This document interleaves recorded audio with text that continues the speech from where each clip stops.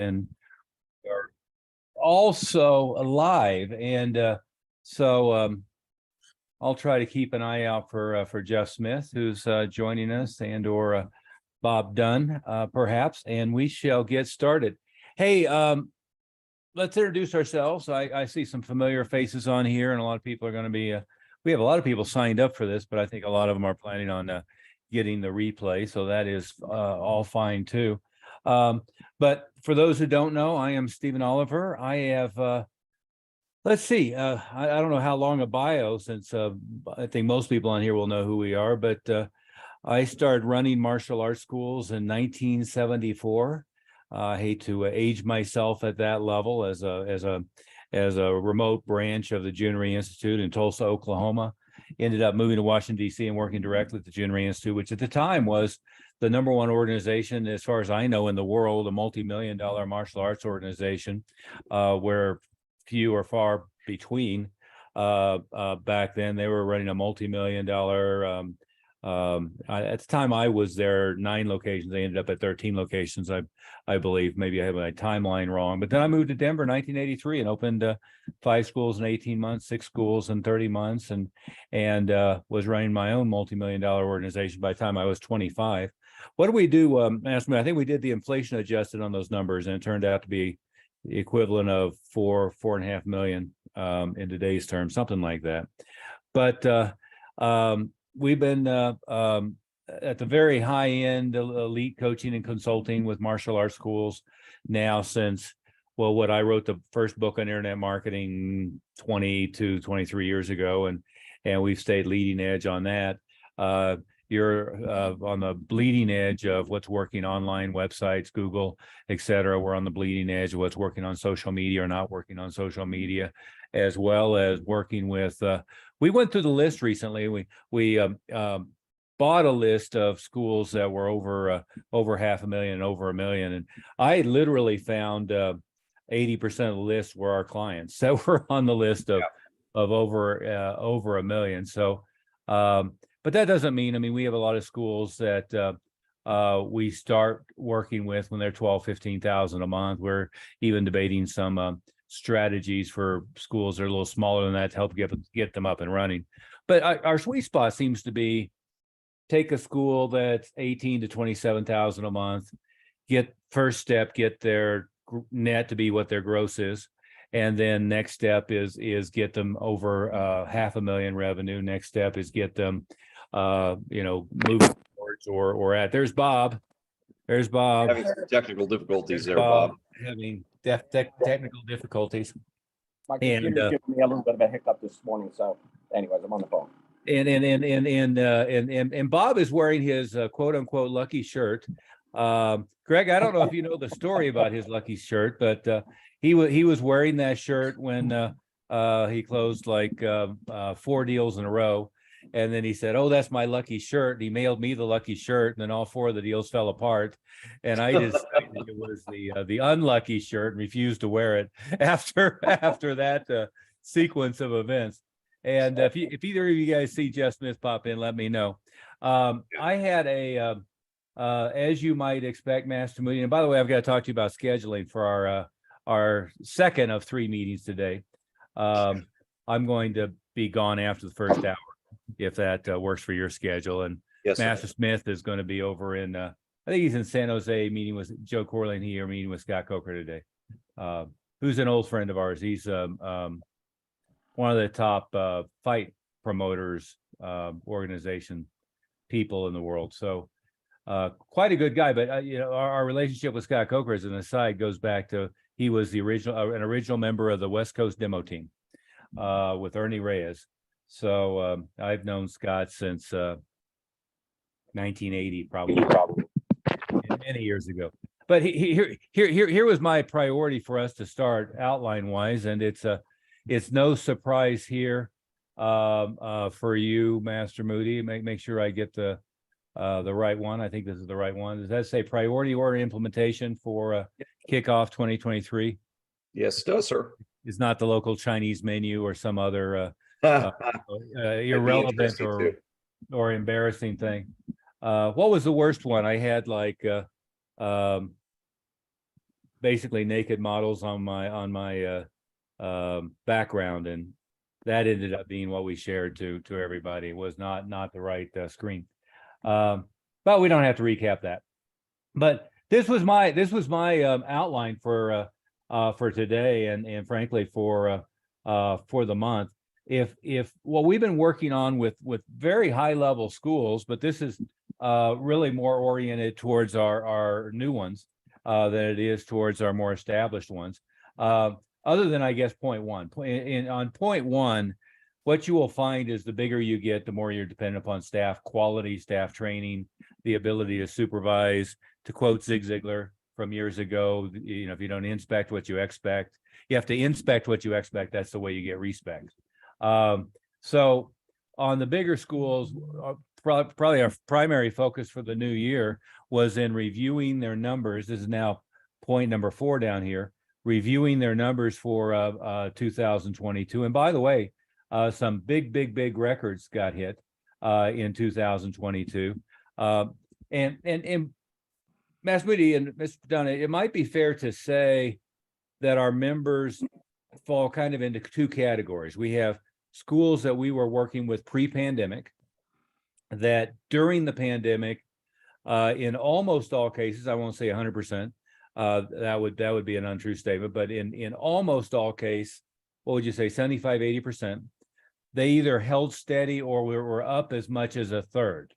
I think the highest number that I have top of my head right now was up by 35%. A number of schools were up 10 or 15 or 20%. I remember Tim Harrison is one of those that I remember us laughing at in the second quarter of the pandemic shutdowns. He was pissed off that he was off his goals because he was only up 5% and wanted to be up 15 or 20%. And we actually spent a bit of time laughing at him of, half the industry just went out of business and you're pissed off you're only up 10%. That's good, but let's get a grip. But yeah, I think sometimes we had people a member up in New Jersey too, Master Oliver. Remember, in his organization, they were blown away that he was still enrolling students at a long term. Paul Pendergast, yeah. Yep. And I think Master Smith's in the waiting room, sir. Okay. Yeah, and Paul was in the absolute belly of the beast there, right outside New York City. There he is. We shall promote him to panelist.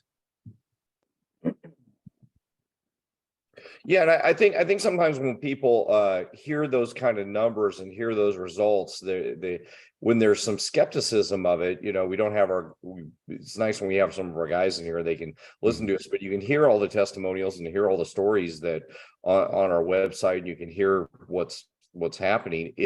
There's some clear explanations of it. We kept working and we kept focusing on and shifting gears onto other different things, and where a lot of people would put their head in the sand and not get focused. And now what's happening is all the things that they did during that pandemic time, they're expanding on and growing on, and now they're doing it better.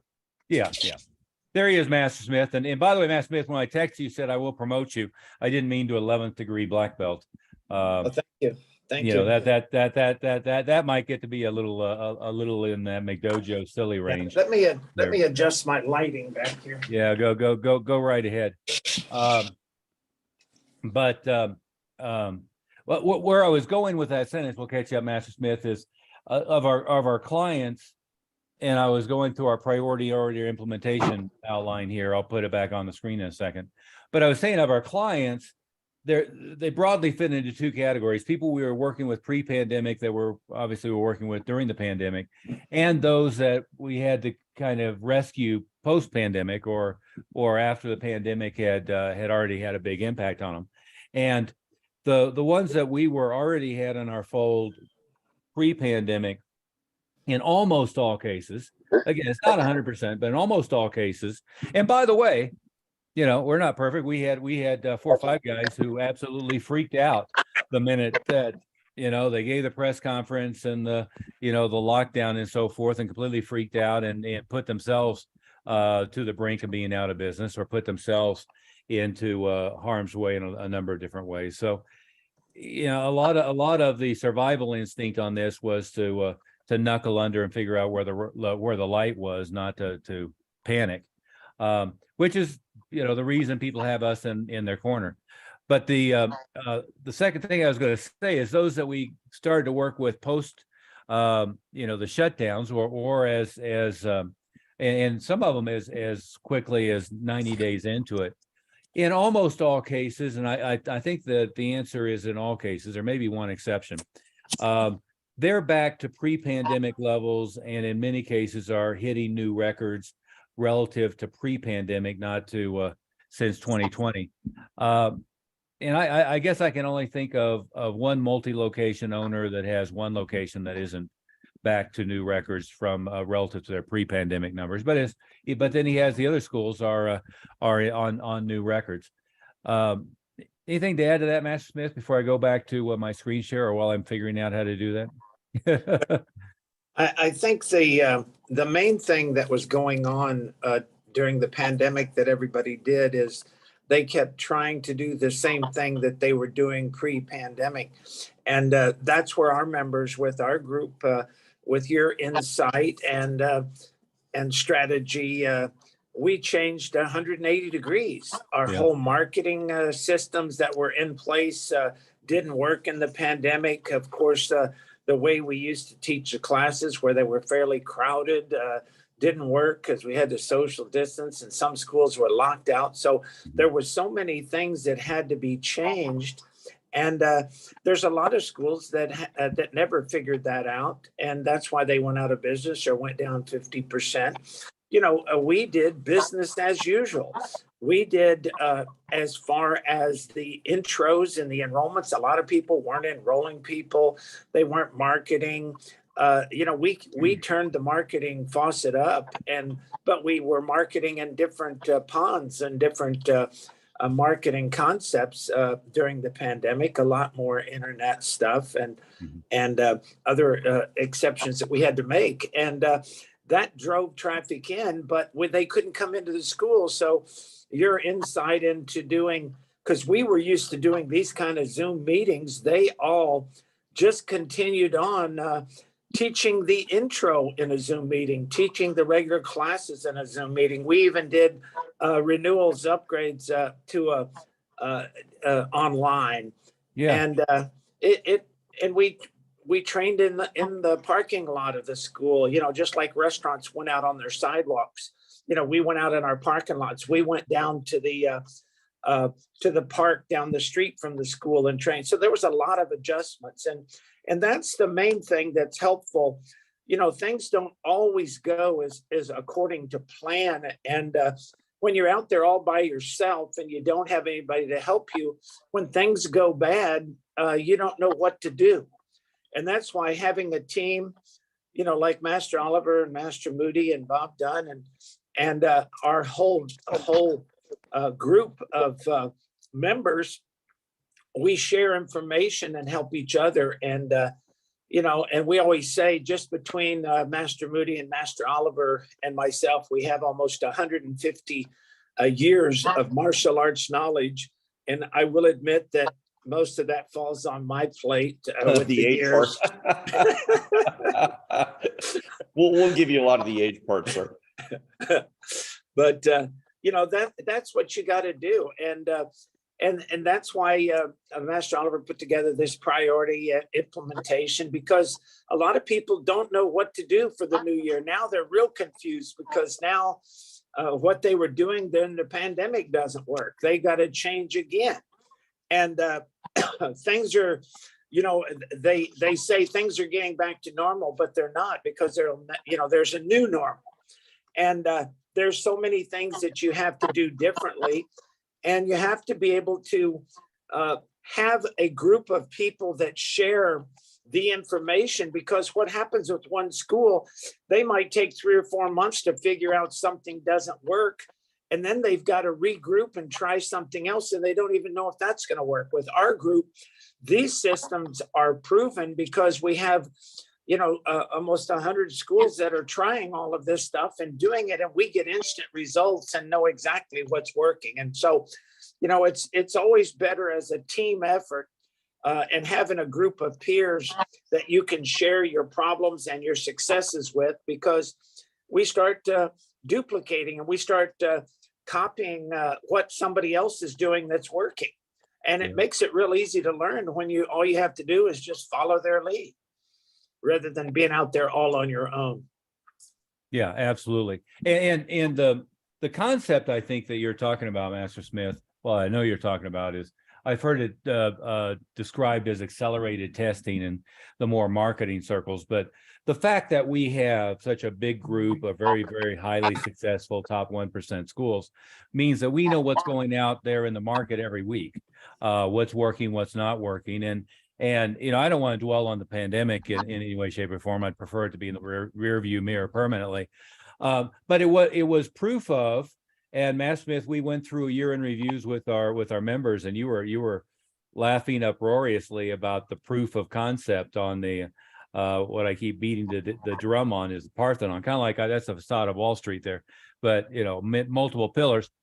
When the pandemic hit, we were doing movie theater promotions, live event promotions, birthday party, pizza party, buddy days, and we were doing Facebook advertising, other social media advertising, pay-per-click Google search optimization, and we were doing direct mail follow-up and a number of other things. And guess what? For somebody who was predominantly focused on having buddy days and events and so forth, that all dried up. For somebody who was primarily focused on live events and being out marketing in the community, that all dried up. We had a bunch of stuff that we normally would have done in this case in the spring and summer which is when things hit, that all dried up. On the other hand, we were very highly skilled at direct mail, and we were very highly skilled at email, and we were very highly skilled at Facebook marketing, and very highly skilled at Google. And Google went up, Facebook went up 660%. And people started reading their email again. So we doubled and tripled and quadrupled down on the things that were available. And a lot of our schools, their enrollments actually went up rather than went down. Most people just kind of crawled up into their shell and didn't know what to do. But moving on from before you jump off Yeah. of that, Master Oliver, can I also mention that the reason they fell so quickly was because most of them are relying on what they call word of mouth, Yeah. more internal marketing and not really external. When we went to more internet marketing, our members realized that you were the guru of internet marketing. You in 2000 or 2001, I can't remember, when you actually did a book, over 20 years ago on internet marketing. And that's where most people fell, because they didn't know how to do internet marketing. They didn't know how to get the ROI to make sure that they were putting it in the right place and getting a return on their investment, and how to adjust that and monetize the maximum benefit from the money that they were spending. So you had it fine-tuned with your systems of internet marketing, where we could analyze how much they're getting on their returns, so we knew which ones to double down on and which ones to not do. But that comes from your expertise that very few martial arts schools had, was the internet, on how to market in that internet. Yeah, among other things. And Matt Smith, you made a very good point the other day. And that first book, what would you say? 90% of it's irrelevant today. The search engines are all different, the pay-per-click things are all different, social media didn't exist yet. The direct response marketing principles really haven't changed. And if anything, direct response marketing principles then were being modified for the slowness of dial-up connections or slow internet connections. And now they can go full bore, which is where video is taking off and dominant, as well as other direct sales things. But what I think makes us different is that leading edge of day-to-day testing combined with an expansive expectation. Because what we see is, what most people are tickled to death with is kind of like our entry level, and what we're happy with is kind of way off the charts relative to what most people are happy with. And I pay attention, and by the way, a number of the other companies that do everything from websites to internet marketing for schools to Facebook, they're run by very nice people. They're many of them are good friends of mine. I like them a lot, but they either suffer from one of two syndromes in almost all cases. syndrome number one is they know what they should be doing, but their clientele wants something that's different, that isn't what will work, so they just give it to them and stop fighting that battle. I think we see that a lot. And the other is they just don't really have much depth of marketing expertise. They don't have much depth of expertise in this business other than their one little window into the world. So, you know, somebody can, we've hired 2 or 3 of the other Facebook marketing agencies, for instance, and they've done great out the chute, and then 6, 8, weeks later they die because their ability to adapt and to grow and change with the times goes away. And Matt Smith, one of the things you were implicit in what you said. You know, I've been running schools professionally as of August this year, 40 years, and that doesn't include Junior Institute before that. And you've got years on me. But what we know is the only thing that's constant is change. And if you don't stay on the leading edge of what's happening right now, in social media, we've gone through periods where everybody was touting some new thing. Master, you've seen all the different, new social media stuff or new internet gimmicks and so forth. And just because all the internet world or the, other lower level marketing people in our industry were saying it's a great thing, doesn't mean it was actually working well, or that they had figured out how to get it to work well. And what we've got to do is always put together those direct response basics and the follow-up systems to get it to work well. But again, as usual, we're going to run out of time. And one quick thing, Master Oliver, Yeah. that people don't realize is that most of these martial artists out there are great martial artists. They've spent years training on how to be a better black belt, but they haven't spent years, and they had a great instructor who helped them become a great martial artist, but they never had anybody teach them how to become a great businessman. Even I had a degree in business. You had a master's degree in business, but and of course, Master Moody has got his PhD stuff. So, all of that didn't help until we got in and applied that into our schools, and were able to do it with our 12 schools in Junior location, your multi-schools, Master Moody's multi-schools. And these are the lessons that we learned.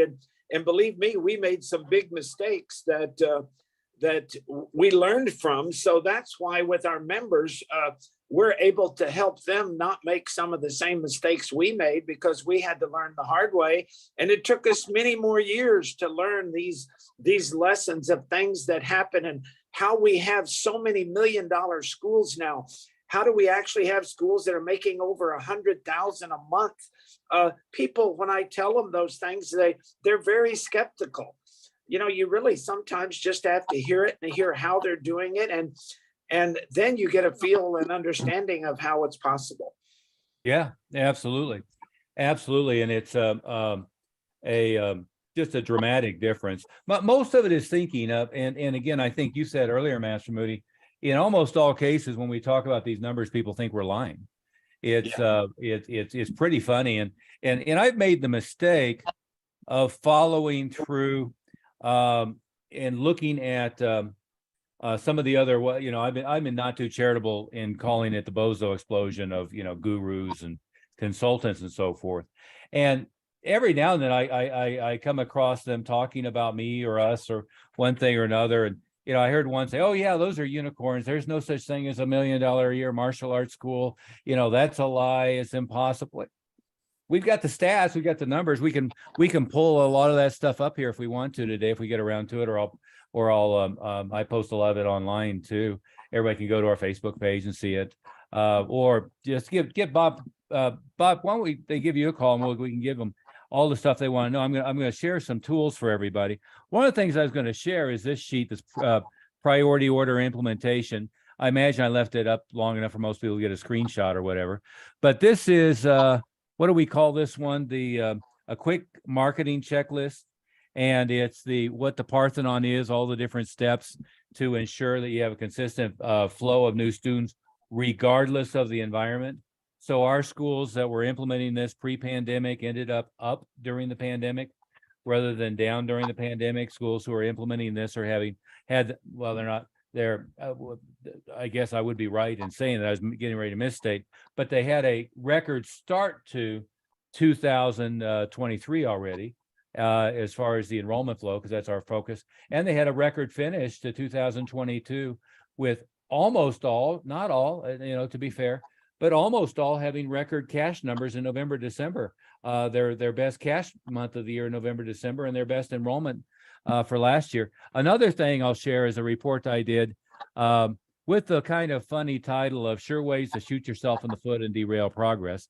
So all the dumb things that school owners do to keep them in the almost broke category. And what was so good about that one is there were so many of our new members that could identify with it. A lot of our older members, of course, they had made those mistakes long ago. But, not to underestimate that sheet that you put up before, the checklist. A lot of our members would go through the checklist and, they didn't know how to do some of that stuff. And that was the advantage of training with us, that we were able to show them all those. And the ones they knew, they implemented right away. The ones they didn't, we would hand carry them and show them in details on how to implement and do those. So it's sometimes not just knowing what to do, but it's knowing how to do it.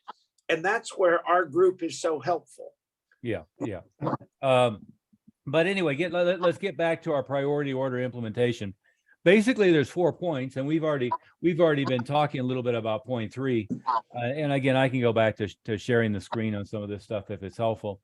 But the first point was massive staff training. Now, if you're a small school and you have nothing but volunteers, and you're really the only one that's in there running the school. Did I show the right thing, by the way? Yes, sir. Yeah, You have the priority. Good. I know that doesn't resonate with you as much, but I've got to tell you, even if you're, the only person that's on staff and you're in there running the school yourself with a whole bunch of students who volunteer, you should do a little Black Belt University and do a leadership training a couple of weeks with all of your volunteer staff and teach them about student retention, teach them about the renewal process if you have one, teach them about the importance of growing the schools, sharing the benefits of martial arts, methodologies for doing that, teach them about how they should be interacting with students effectively, how they should be interacting with students to generate referrals, how they should be interacting with students to improve retention and so forth. So many times we have volunteers, but then we never train the volunteers. So you have a whole bunch of people trying to contribute, happy to be there, who are counterproductive to your processes. Yeah, But- and Master Oliver, if they cannot write that fast, you told them, what happens with our martial arts people is that not all of them are very techno savvy. So if you don't know how to do a screenshot on whatever device you're using, just take your iPhone and take a picture of your screen right now, because these things are golden information that can massively affect the growth of your school quickly. Yeah, absolutely. But then let's get to point 2. And by the way, this is behind the scenes. This is a piece that I put together for our members. Behind the scenes, our kind of tacit agreement with each other is never to talk about pricing to somebody who's not a member. So I'm violating our behind the scenes oath to ourselves, if you will. Huh. And here's the reason: is it's the single thing that gets the biggest pushback from folks who are not particularly successful. And so, we've had school, and by the way, I put in that category a number of schools that are, have 300 active students who are barely making a living because they have a big active flow. By the way, I've seen schools that had 1,000 students where they were barely making their bills. They have just done it badly. In fact, that very first, you talked about the books. The book I did at the same time as the internet marketing book was a book called Everything I Wish I Knew When I Was 22. And of all of that original package of material, it's the only one that's still alive and has been updated a bunch of times and one thing or another because it got the biggest reaction. But in that book, there's a chapter called Bigger Isn't Always Better, and it was about a friend of mine's school. And the school was running at 1,000 students, and he was working 364 days a year. And making a living, but he wasn't making the type of living that we would expect for a school owner to be making. He certainly wasn't running 50-60% to the bottom line. But the reason we don't talk about that is it doesn't matter where a school is located.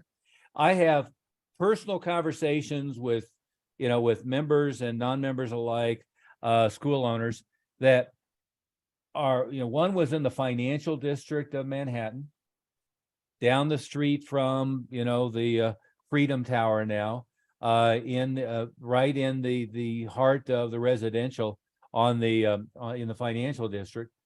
We had another one that was in Malibu, California, and another one that was in Newport, California, as well as Mankato, Minnesota, and Dodge City, Kansas. And all of them said, you don't understand my area. People in my area won't pay more than X. Or alternatively, they said, well, I've already checked out all the other schools in my area and I'm already in the middle of what people are charging. Or I've already checked out everybody and I'm already more than anybody else. And our friend, former client and staff member, Toby Milroy, he used to say, it doesn't do you any good to be a little bit more than the next highest person. If you're going to be more, you might as well be a lot more. And by the way, his logic was borne out by a book that I taught him, that he taught, that we worked with our clients together on, a book called Influence, Science, and Practice by Robert Cialdini, which says exactly that. Is absent other objective criteria, price determines perception of value. Well, we won't dwell on that one very much. But again, this point too, I hate to even bring it up right now, because I know in most of your minds you're going to think, oh, he's crazy, you can't charge that for martial arts lessons. By the way, Master Smith, our mutual friend Nick Okinis, used to say, you can't charge that much for ukulele lessons. And Nick was a wonderful friend, wonderful mentor, and occasionally had a blind spot. But the reality is, our top guys tend to be operating on a model where with 300 active students, they're doing 90 to 100,000 in revenue per month. And it's not just about you double or triple your prices on new people. It's much more sophisticated and complicated than that. How much they pay initially, how much they pay monthly, what the next steps are, how you move them up the ladder as far as what they're paying, but also how you improve the retention. Our top people, if they're at 4% a month retention, they're pissed off, they're not happy. We're seeing big schools, where you can get to the 1 or 2% a month dropout rate, which again was, we did a remarkable job during COVID, but it was the thing that took 10 times more effort when the shutdowns hit, to make sure you weren't losing people. Master Moody, Master Smith, what would you or Mr. Dunn, what would you say about that topic before I shuffle us off to the next ones? Well, you already said it, but I think it's important to cement in that the schools that we're talking about that are making the larger incomes are the ones that are the best at implementing and executing what we're talking about. Yeah. It doesn't mean that they're at the higher income levels. They're weirdly enough, and we wouldn't, I'm even myself surprised at this, but the correlation between, the schools that we have in high income levels and the ones that are making the most money is pretty small. Yeah. Schools that we have like are near Coronado in San Diego, or somewhere that has a very high income level, really doesn't have that much to do with the schools that are making a higher level. It should leverage it, make it a little bit easier, and it does. It is easier for you if we don't want you in the ghetto if you're choosing your location. But the reason I say that is, for those of you guys listening, if you feel like the area that you're in, or your location, or some of these things are working against you, it should encourage you right now to hear that these schools that we're talking about that are making really good income, have a very large student base, and have a low dropout rate. They don't have to be in the world's best area for you guys to be successful. Yeah. Well, and the other thing that happens when you're talking about pricing is that these school owners don't know how to do it with their existing students, because there is some systems that you have to put in place for the next guy coming in, and adding certain value and showing students the value and goal setting. And so there's so much that goes into it. we prove it's possible because when a new member comes in and they see what everybody else is charging and how they're charging it and how they implemented it, then they go like, duh, I didn't ever think of it that way, rather than, being that person out there who thinks you can charge the same thing you were charging in 1970 or 80 or 90 or whatever. Everything else has gone up, inflation, etc. And there just has to be a certain way to do it and a value to do it that we have cracked the code on that is so important for so many school owners. Yeah. And Matt Smith, you have some little buzzing there of some sort on your end. I assume it's on your end anyway. No, I don't have any buzzing here, but I'll. Well, no, it's We can hear it. it's in your technical. Well, maybe. Actually, sir, I think it's on your end. Well, there you go. Now It wasn't. or Bob's. I'm voting on Bob right now because I'm he's got guessing it. on Bob. We're We're gonna voting on say it. Bob. Yeah, it's Bob. Yeah, there we go. Bob, your voice sounds much better this way. Yeah, when we can't hear you. You can't hear you. Yeah, that's right. You could unmute yourself, but it was that was our figuring out where our buzzing was. Here's our technical thing we go You know, through. we send him all these expensive mics. He can't get any of them to work right. And of course, Well, I'm I not think one, he's on I'm his not one i- to talk. Half the time, my crap doesn't work. I You know, think he's on his I've iPhone. got the Rush Limbaugh set up on my desk, and half the time this stuff doesn't work. I So think he's on his iPhone anyway, is what it looks like. it could be. And he's just talking up a storm on mute. The point 3 that is on that list there, skipping on from the raise your prices conversation. The point 3 is that you need to kick off the new year with massive marketing efforts. And I think most people know that over the holidays, people review their previous year. If you're a parent, you're thinking of things that you're happy that you're doing with your child and satisfied with their development, but other things that you think are gaps and you're trying to solve. Possibly they finished up whatever activities they were on in the fall semester or fall quarters, and they're looking for some new activity. If you're an adult, it's why the fitness centers are just packed, for approximately 3 weeks, and then they go back to normal. But people are setting resolutions on feeling more confident, on losing weight, being in better shape. I think we all know intuitively and on, if we think about it, that January is best time of the year to do enrollments for us. And, there are several peak times. I mean, we've been doing great in what people think are off times, like July as well. But I always focus a ton of effort into back to school into January. And January, I really am thinking of first quarter, January, February, March. But the way to start off the new year is to make sure that the first week of the month, of course, that was last week, but the early piece of the month, you have a lot of stuff going on. And it doesn't matter whether it's Instagram, Facebook, TikTok, any of the other current social media stuff, Rumble, YouTube, or whether it's traditional approaches and activities.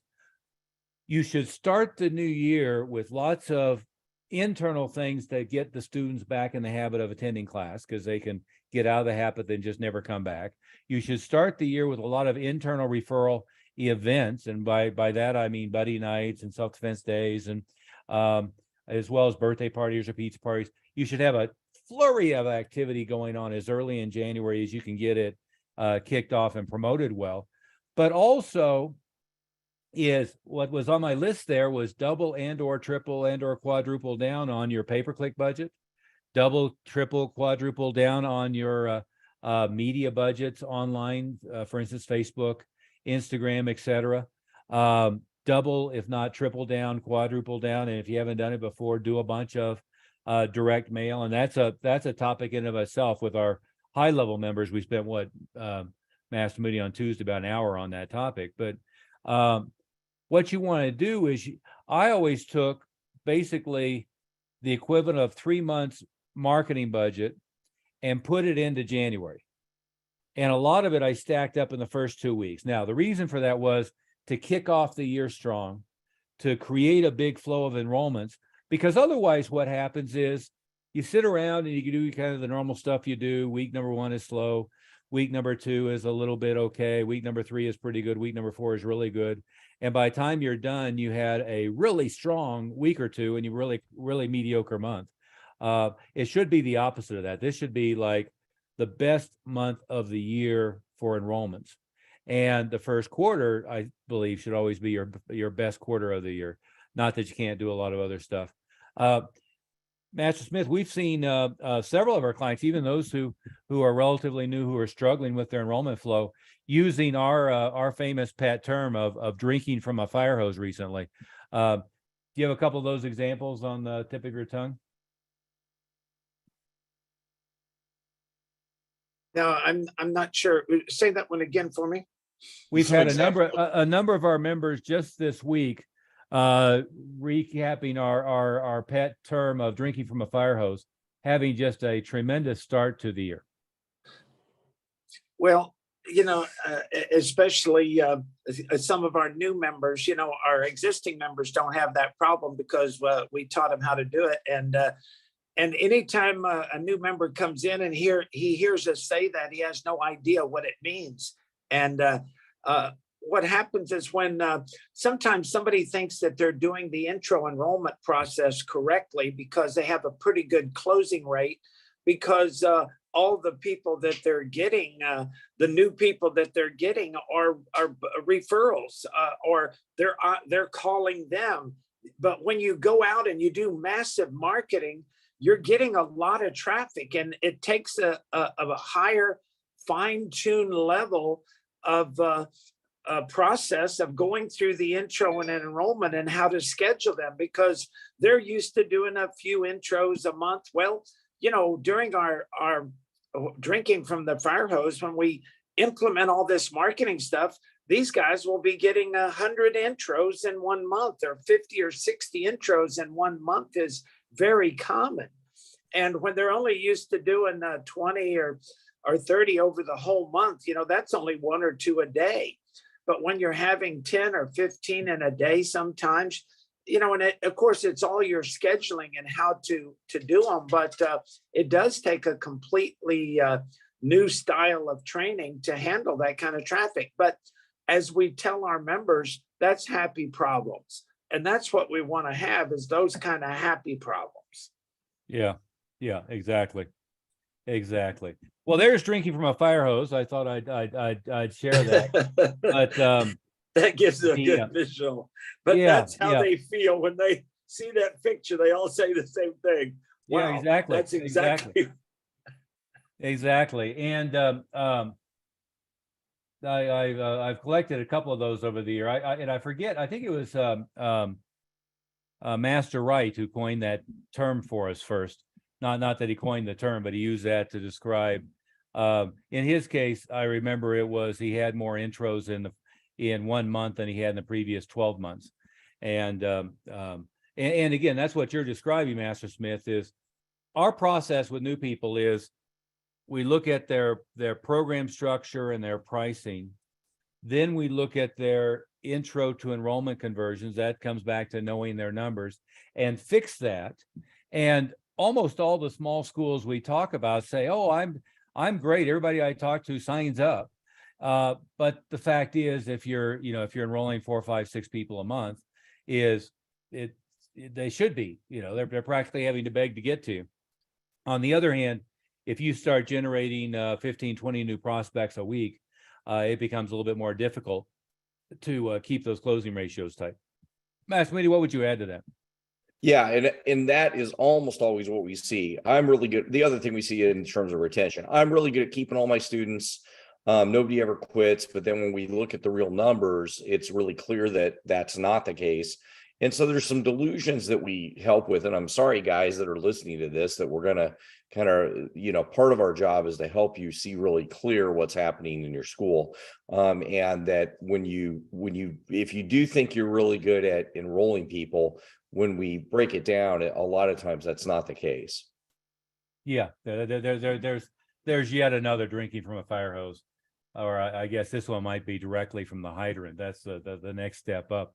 but if you do think your only problem is getting more members, we'll absolutely fix that problem. Yeah. You know, but what we want to warn you about is once you solve that problem, there are some other consequences of that we do need to help you with later. And that's how you get to 100,000 a month. That's how, and if you think 100,000 is just crazy and you never get there, fine, you know, but that's how we get you to 50,000. If that's what you think is in your capability, your brain has the capability of imagining. Yeah. And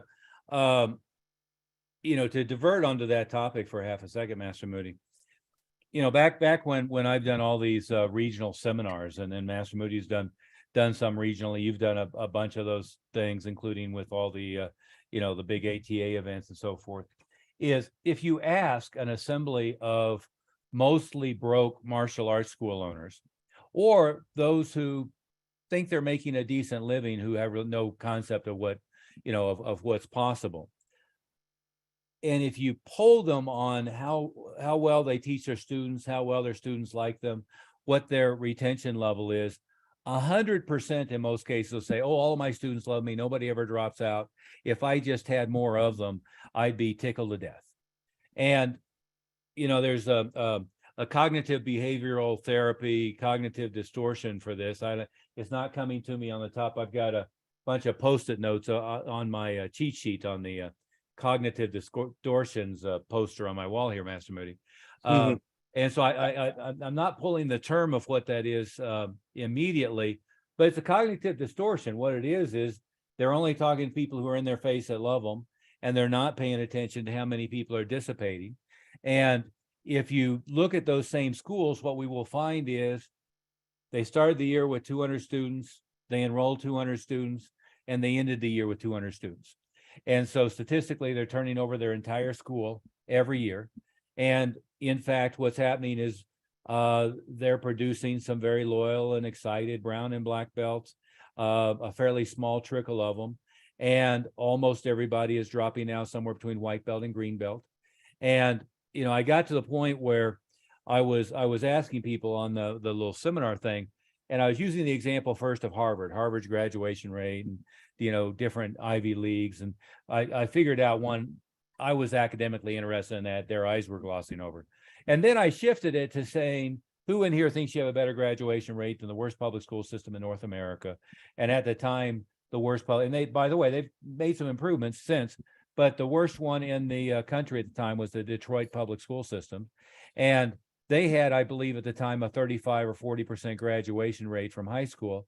And I rarely found anybody in the room that was graduating anything approaching 35, 40% of people they enrolled to black belt in 4 years. And of course, high school is 12 years. So, I mean, it doesn't even extrapolate side by side.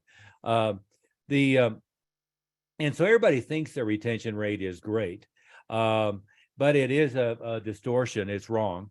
Well, we measure it in terms of not EFT accounts and how many EFT accounts get paid, but we measure it how many people actually attended class this week, how many of them attended twice or more this week, how many are 1 week inactive, 2 weeks inactive, what percentage of our entire student body dropped out on a per month basis, and we'd like that to be 1 to 2%. Now, I'm not saying that's an easy number to accomplish, but it honestly is cheaper and easier and much more productive and ethical to drop your dropout rate in half than it is to double your enrollments coming in.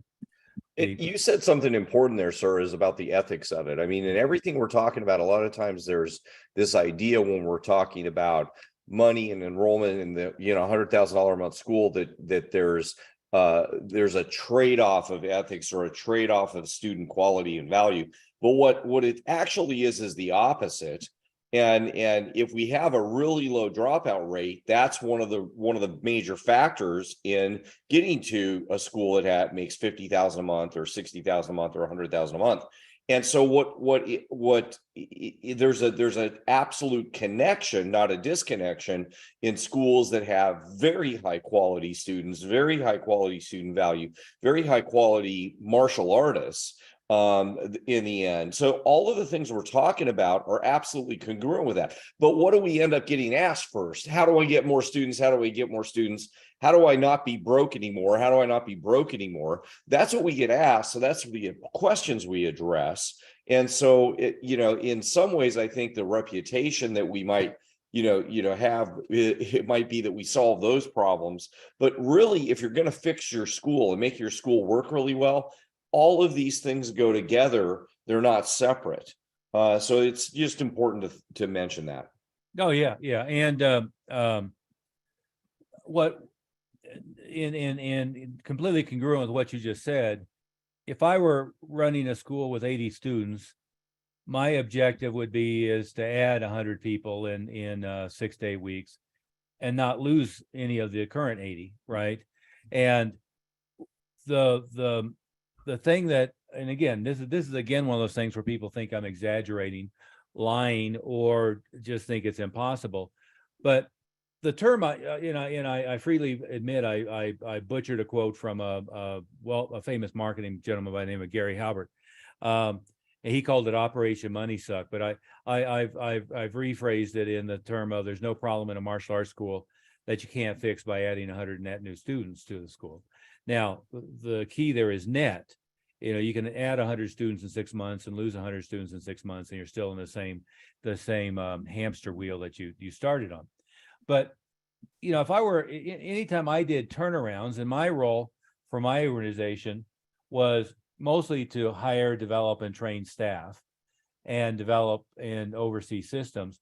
But where I was actually in the front lines in the school was every time we did a startup, I did the startup, and every time every time is wrong, but oftentimes I would put myself in a school to do turnarounds. And what I did find with other organizations is the people at the top were now in an ivory tower, and they didn't remember what the front line actually doing an intro and enrollment and so forth looked like.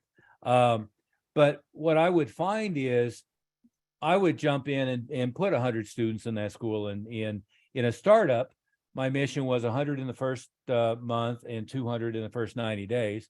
And with a turnaround, it was to add a net 100 students in 6 to 8 weeks.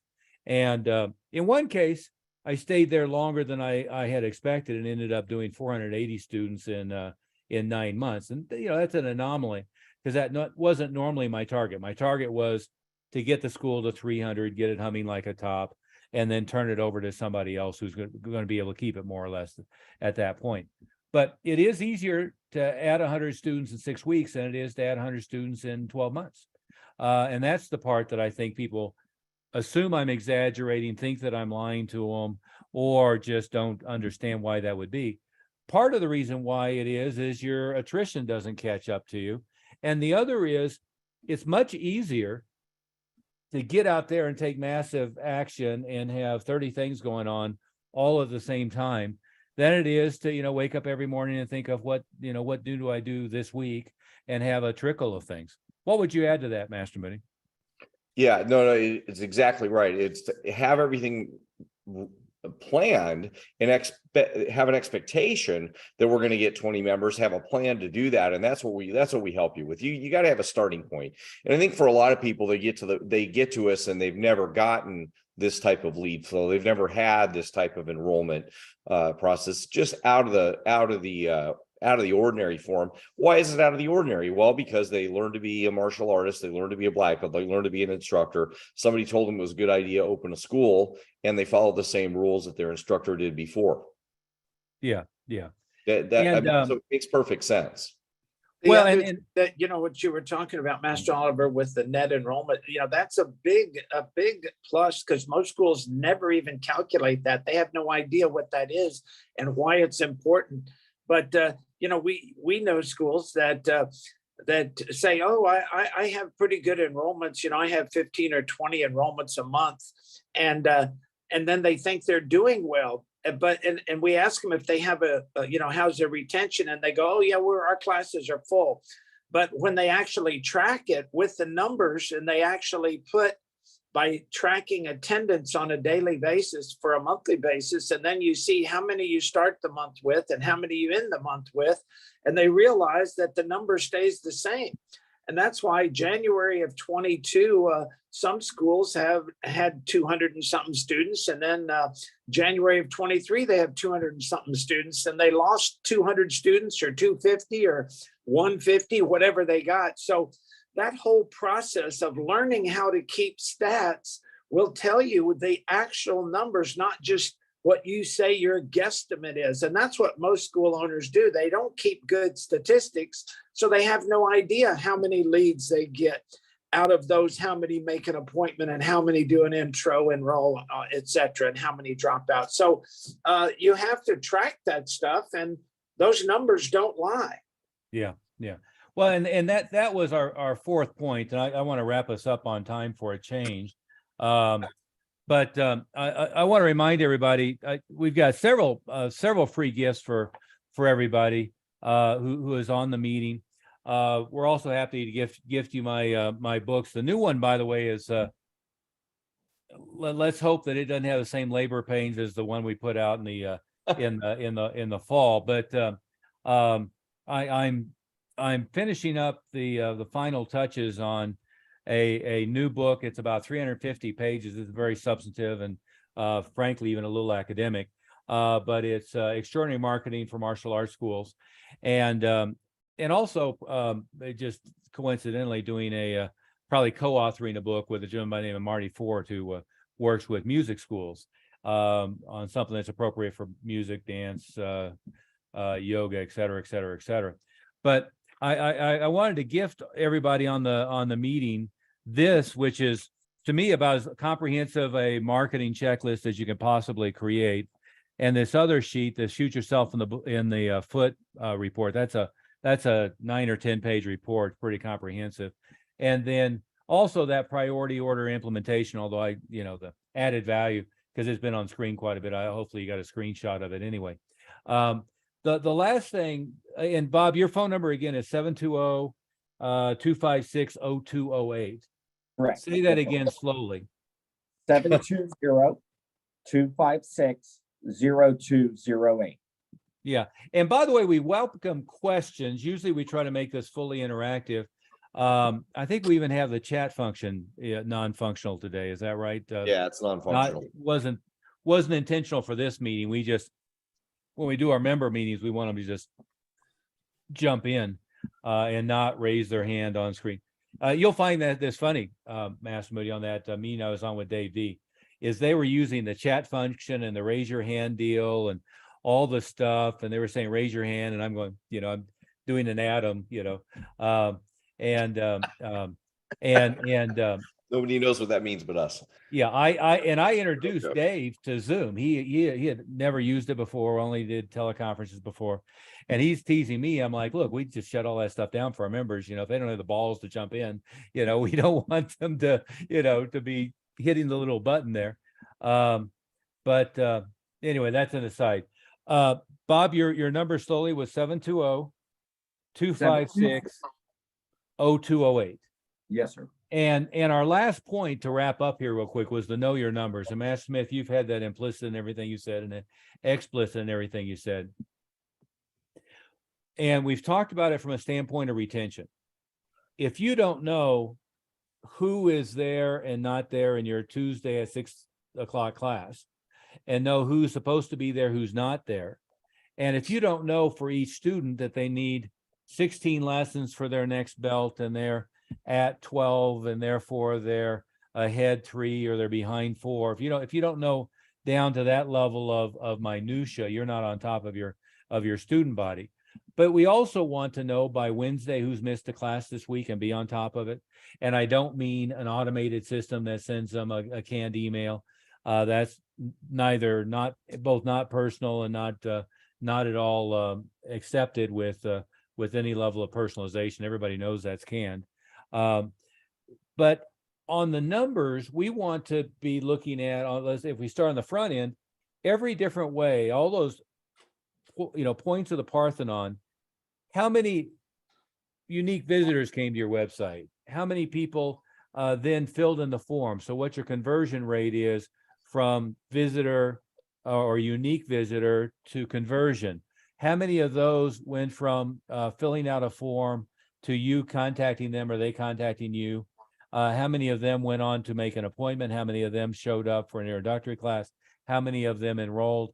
How many of those people got through their first belt? How many of them renewed? And so forth. So we want to track it through that way. And on the front end, we want to know, yeah, we've confirmed it. It was Bob. On the front end, we want to confirm, how many are coming from this ad on Facebook, this ad on Google, how many of them are coming from direct mail, how many are coming from internal events, and so forth. And oftentimes with schools that we work with to begin with is Matt Smith, I think we've said it a number of times, Matt Smith, oftentimes they're doing some good stuff marketing wise, they're just doing a crappy job of converting them, and they don't even know that they're doing a crappy job of converting them. So we go about fixing the process to get the conversion rates better. And the second thing is, and I think this is pretty much a universal, almost anyone who isn't hitting the numbers that they want, we know they all have a dropout rate. I've only, probably out of 600 schools I've talked to in the last 8 or 9 years, one of them, I told them they couldn't do any better than that. Yeah. So that gives you a ratio. But almost all cases, they have a dropout rate. But the other thing is they're just not doing enough to spread the word of their school through the community, to give people in their community an opportunity to take advantage of life-changing lessons. And they're not building enough momentum with their team to get them excited about coming into the school and getting engaged in the school. Matt Smith, anything to add before we call it a day? Well, just remember that it's a lot.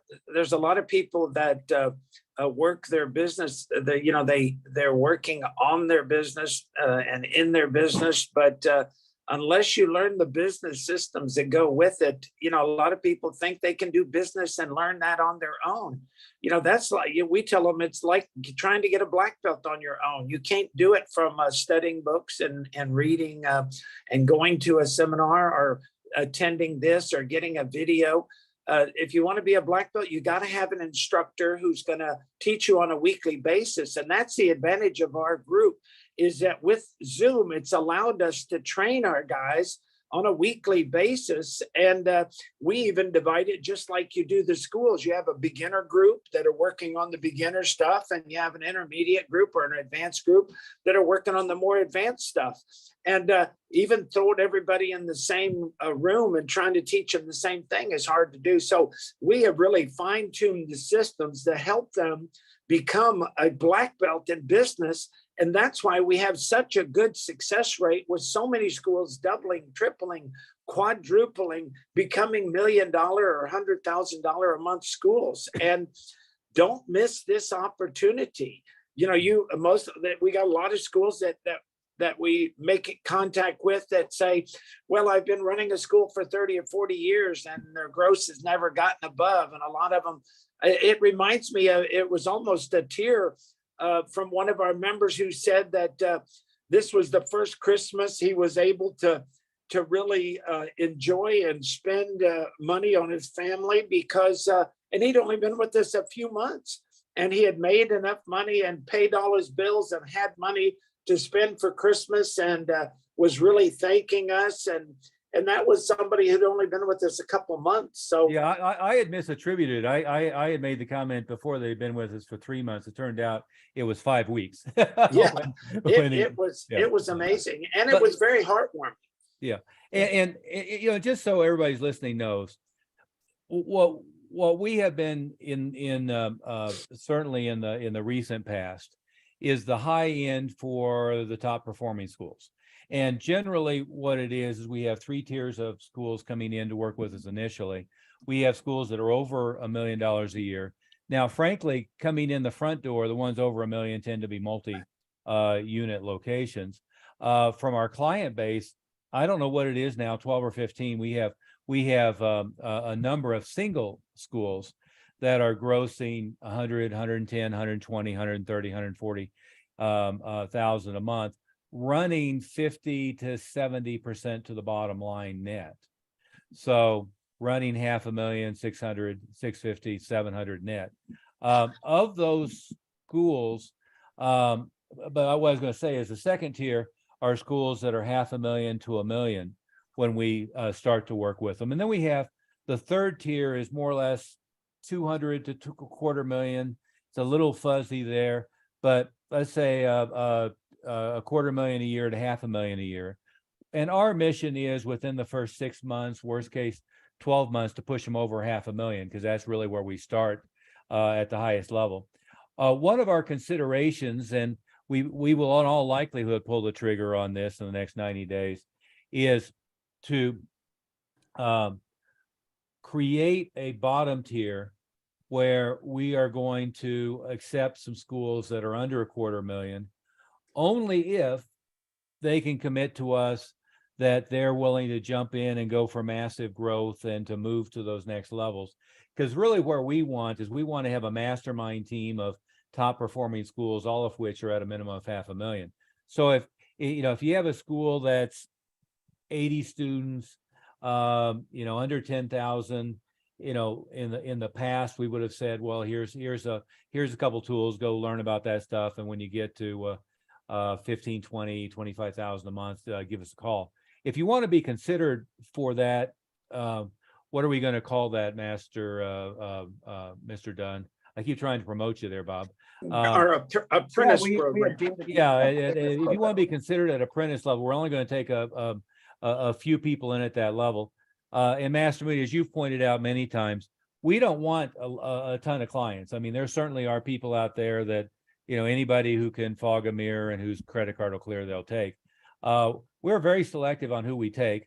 Anybody who is interested in participating with us for the new year, what you need to do is give Bob a call, and you're going to run through 3 or 4 points of gauntlets. And frankly, what we do is we screen for, you can't fix idiots, so we screen for idiots, and you can't fix assholes, or at least Master Moody, maybe with your PhD in psychology. No, that's part of one of the rules. Yeah, but it's but it's certainly our rule that we don't attempt to do extensive counseling and try to fix assholes. We just try to keep them out of our midst. And so what you'll find is the people we're working with are the most sharing, open, giving people. But because of that, we keep it to a very limited number. And what do we have, Bob? About 4 slots open for the first quarter that we could fill at the higher level coaching. So if somebody is in the level they qualify, we have a limited number, and most, if not all of those, will be filled from within, from friends and referrals from our existing clients. So if you're interested in that, give us a call. And if you'd like to be in that test group of the apprentice program, also give Bob a call. And by the way, there's no sales pitch. All these things that I promised you are free. Just give him a call. He'll make sure you get that, plus that other sheet, and we'll gift you a bunch of other stuff. If you haven't read my previous books, we'll gift you those. And then the new one is probably going to hit the shelves, metaphorically anyway, within the next 6 Yeah, years. and if you're not sure if you're qualified or whatever, just call Bob anyway, because he'll ask you the questions and go through the information and give you some good pointers and let you know what you need to do, and and we can help you get to where you want to be. Yeah, and to be fair, Master Smith, almost everybody who actually registered ahead of time were people who might be eligible for our apprentice trial. Yeah, assuming we launch that in the next couple of weeks, which I'm thinking we will. I've just, as usual, I'm 6 weeks behind on putting together the moving parts. So on that note, Master Smith or Master Moody, anything to leave them with? No, Mr. I Dunn, think anything to leave them with? I think they need to get started. That's it. That's Yeah, it. and just remember, stupidity is doing the same thing you've been doing for so many years and expecting different results. Right. Yeah. Einstein actually said that was the definition of insanity, but it is stupid if you're That's smart stupidity. enough. Yeah. It is stupid if you once you know better. That's when you move from unconscious incompetence to conscious incompetence. Then it becomes just being ridiculous. We're happy to answer any questions, any and all questions. We did have a chat function, and we did manage to get everybody interactive today. So give Bob a call. We are happy to answer any questions individually or in small groups. So just let us know on that. And on that note, guys, we will call it a day. If I could keep you all for a second, if that works, if you're okay on time, Master Smith.